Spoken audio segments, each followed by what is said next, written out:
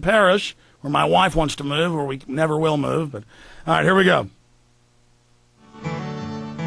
Okay, we're going to go ahead and go for this segment for the rest of the show with 30 minutes. We may not even get to all of this. You know, I really should just play this tomorrow and then stop and comment on it, but because there's so many facets to it. But this is Kashkari being grilled. This is only 30 minutes of 4 hours of the hearings last Friday. Tomorrow I'm going to play some more of this in the end of it and then comment more on it. But here it is, ladies and gentlemen, so stay with us.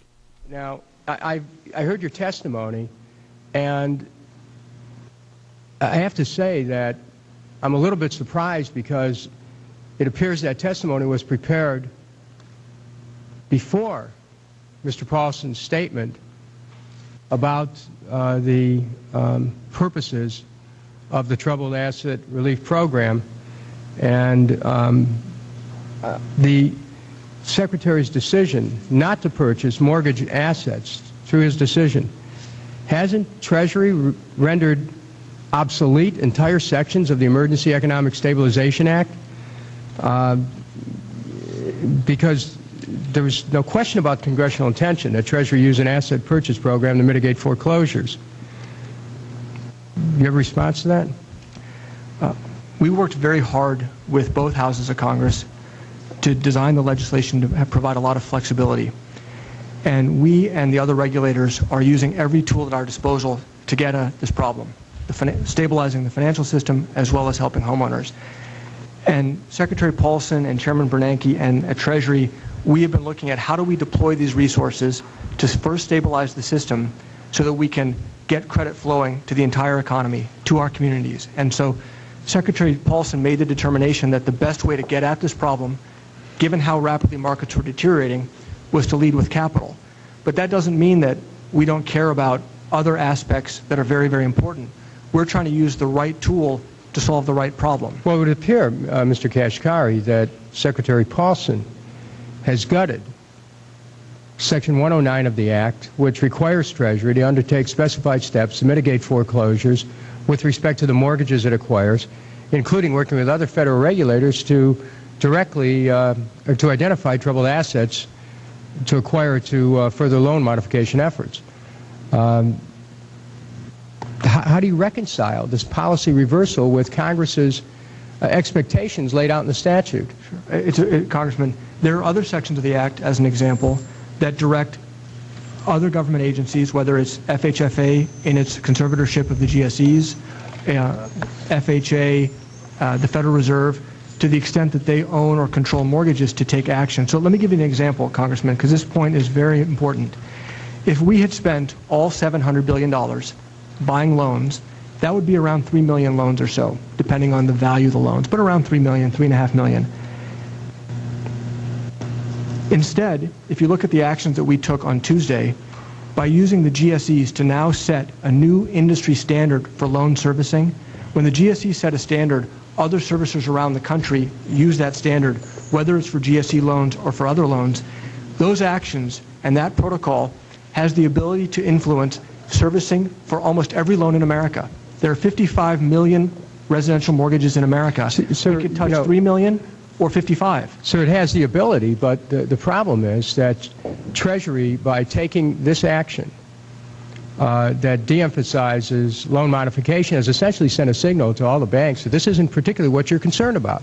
I mean, even though you may maintain, oh, this is in there, look, I've got the Act, here's the purposes, I want to spell them out. The purposes of the Act are, and number 2, to ensure that such authority and facilities are used in a manner that protects home values. And then it goes on to Section B, preserves home ownership. Now, the Treasury just basically cut that out of the bill. And what we have here is a situation where banks are hoarding the money that they're getting from the TARP. They're using the money to purchase other banks. We still have a credit freeze. I'm looking at your testimony. You're saying credit markets were largely frozen, denying financial institutions, businesses, consumers access to vital funding and credit. Financial institutions were under extreme pressure. Investor confidence in our system was dangerously low. Hello, are we in a different universe here? It's same situation prevails today. And yet your testimony acts as though, well, you know, we're just merrily skipping along our way here. We've got millions of people threatened with losing their homes, and the underlying problem is that banks are now increasing their interest rates in order to get more customers. Think about this now. It's counterintuitive to your troubled asset relief program. You're now saying we're going to put the money into the banks, into these financial institutions, shore up finance capital. Well, finance capital now is seeing that the only way they can survive is to start to raise their interest rates and give away some of the money that they're giving, that the government's giving to them. At the same time, you're picking winners and losers. How do you reconcile these policy reversals? You know, and why won't Treasury act swiftly and forcefully to maximize the system? We're on the march. The empire's on the run.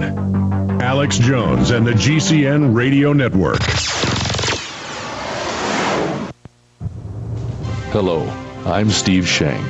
We're entering a holiday season never before seen in America.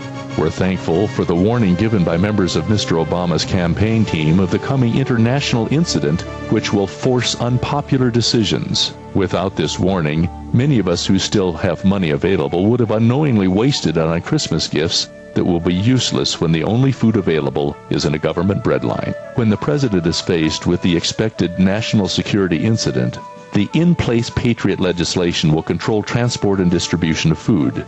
Those of us who are able to take care of ourselves must put in supplies of food. This will free up the relief organizations to give food to those unable or not smart enough to prepare. The greatest gift this Christmas is life itself, food for these unknown times. Call 800-409-5633 on the web, efoodsdirect.com, 800-409-5633. A day unlike any other in the long course of American history, a terrorist act of war against this country.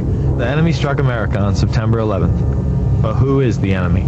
Bin Laden. This is his MO. We have to look to the Middle East. We have to look to Osama bin Laden.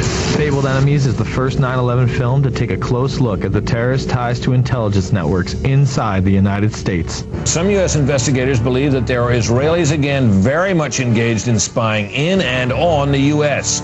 I'm aware that some Israeli citizens have been detained. Bin Laden's connections to the CIA, the hijackers' ties to the FBI, the Saudi Arabian connection, the Israeli intelligence network, warnings and war games, the shadow government, and much, much more. Fabled Enemies.